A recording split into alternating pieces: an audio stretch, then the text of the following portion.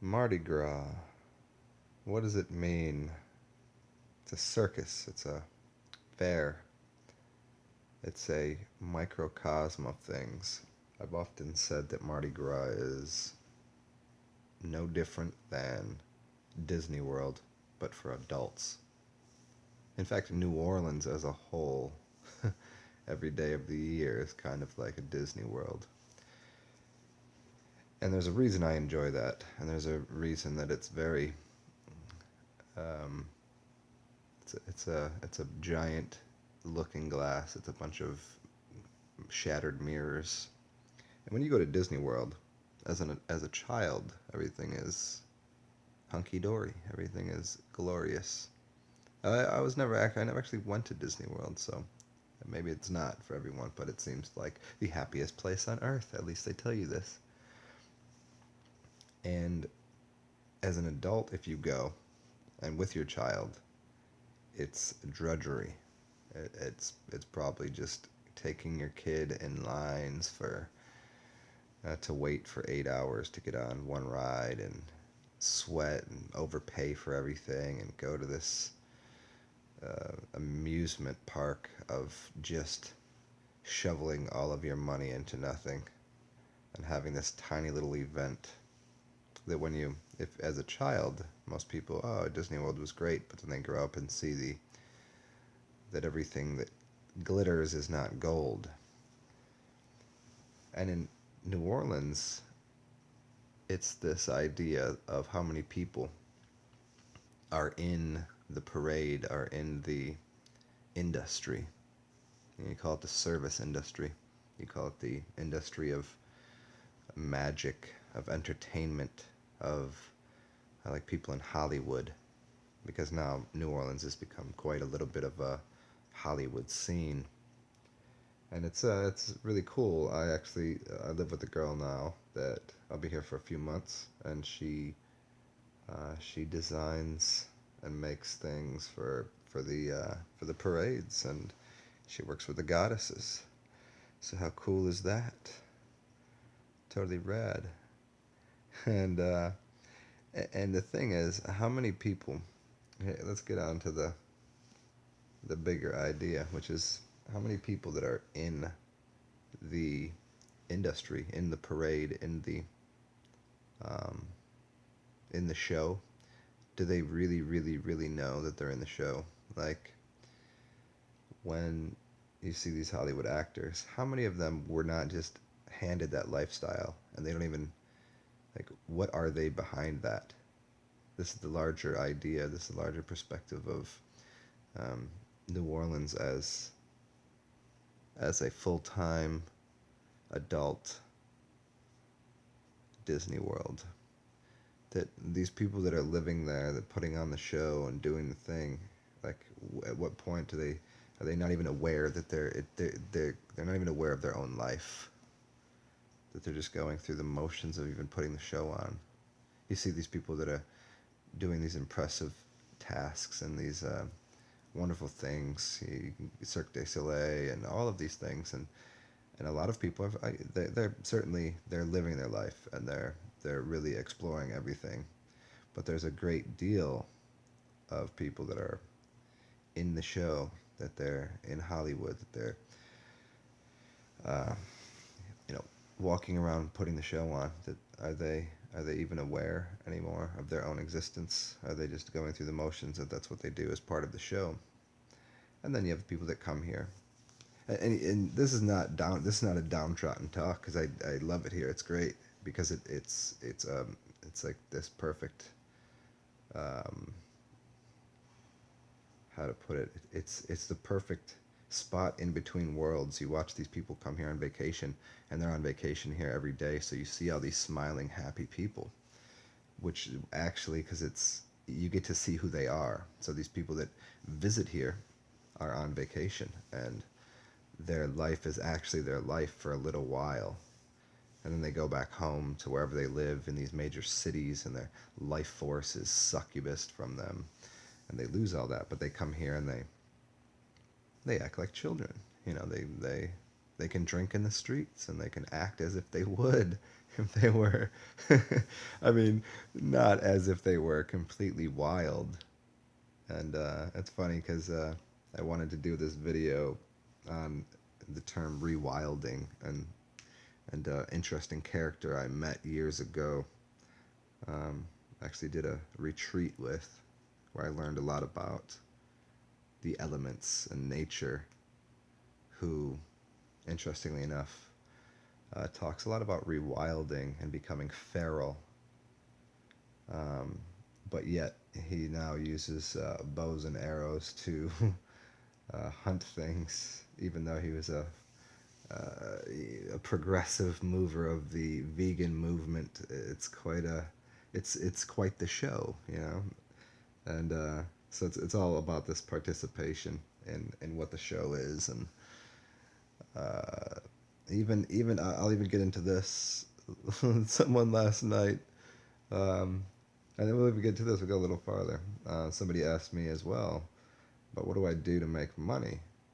And obviously, this is probably going to have to turn into it in some way, shape, or form because of where I am in my current status on this human in this human experience on this playground with the monetary system.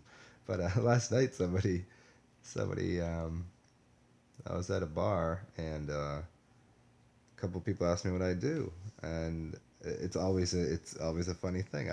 I'm not quite sure. This is what it is: a spiritual entertainer, a guide, a conduit, a map maker, a bridge, um, a ferryman, as Siddhartha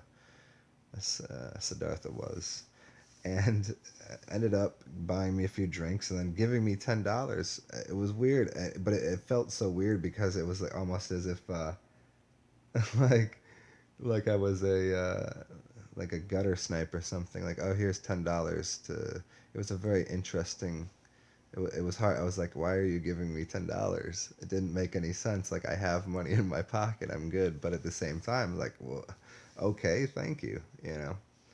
Um, so from that level, tying that into this circus and the bigger, like for me, it was that it as soon as I was paid or given money or because somebody asked me what I did and I went and talked to them for a while about things that I felt somewhat disingenuous. Like I was being exactly what I was, but then I was delivered this token, this this piece of paper that represented some sort of moon cult that I get into all that. So it's been a weird. Money has always been a strange thing to me. It's always been. I've never been poor, but I've never been rich. I've always been in the middle of whatever. It just was, the middle of the flower of life, and what that looks like as in partaking in what Mardi Gras is and what the circus is, and you look at the circus as a big round thing with the conductor in the middle and the audience outside, and they put the show on, and it's an interesting conglomeration of people, uh, where they are in their life path, where are they on the exploration of consciousness, and what they are is um, consumers. Like it's this consumer society of entertainment, like to quell the worries of the mind. And what Mardi Gras and what New Orleans offers, in a sense, in a very large sense, is it's not that this place quells anybody's worries or mind. It's allowance. It's like people come here and again, because I've lived in a fair number of cities and places, nobody, people put masks on here to take off their masks, if that makes sense. They say clothes are very clothing. It closes you off. That's why it's called clothes, because the word is closing, right? And people come here, and in fact, people wear beads and do all these strange things, and they're actually revealing themselves. So it's this very strange dichotomy through clothes closing you off and clothes revealing who you are because of, it's just like Halloween every day where people play dress up. But Halloween, every girl goes out and dresses up as the sexy nurse or the whore of Babylon. And truly, like, isn't that what they want to be? Isn't everybody want that? As it's frowned upon in pop culture, in culture in general, to explore sexuality and individuality and to be like just to be what your body is, and it's like totally frowned upon. But these people come out and especially in Halloween, like I was saying, they come out and explore that to its fullest potential. And Mardi Gras is a whole season of debauchery. And it's funny, I've never really as much as I've been here because it's an everyday thing. I don't even look at Mardi Gras any different than I would any other day of the year here, because of course when people come here and they're on vacation, they're happy, smiley people, and it's they're on vacation, so they vacated the parts of their mind, and people aren't sick here. It's funny. It's like there's no solution or remedy here for anything in a really big concept here. It's not like this is the medicine, but it's an oasis of some sort. It's a